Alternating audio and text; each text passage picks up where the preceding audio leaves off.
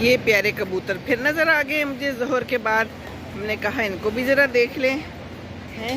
और ये लोग इनको डाल देते हैं दाना वगैरह, तो नीचे गिरा हुआ है, ये खाते हैं और एंजॉय करते हैं।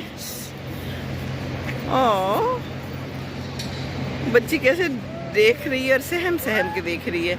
ये देखिए कितनी खूबसूरत जगह है। सड़क इस वक्त इन्होंने बंद कर दी हुई है, इधर से ब्लॉक कर दी हुई है ताकि नमाजी आराम से इधर से गुजर सके। ये देखिए, जिसने लाकर कलामे इलाही दिया, जिसने लाकर कलामे इलाही दिया, वो मोहम्मद मदीने में मौजूद है। अस्सलाम वालेकुम वरहमतुल्लाह।